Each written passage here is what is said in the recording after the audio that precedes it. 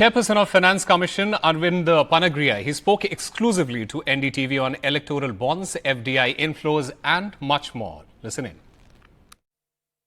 Since we're talking about what the next government is expected to do, we are in election season.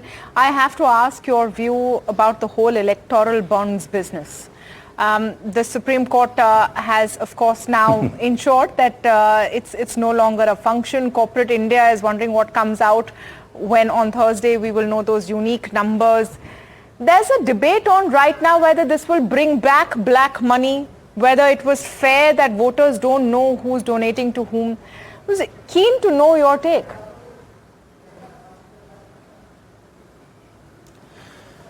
Well, this is going back to the days when these bonds were introduced and Mr. Arun Jaitley was the finance minister.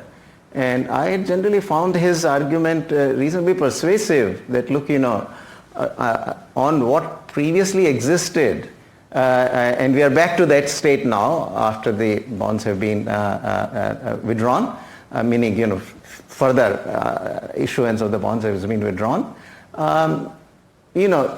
Bonds, therefore, to some degree was an improvement as far as I can see. Mr. Jaitley's arguments seem to make sense to me that, look, absent the bonds, we go back to the cash.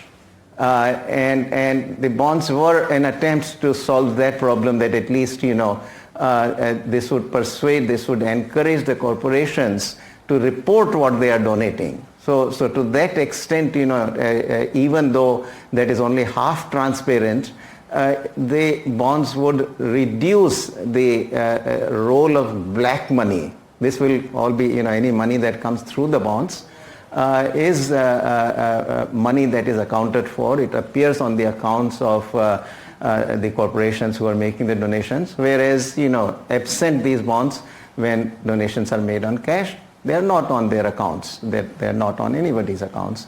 So in this sense, I think it was an improvement, and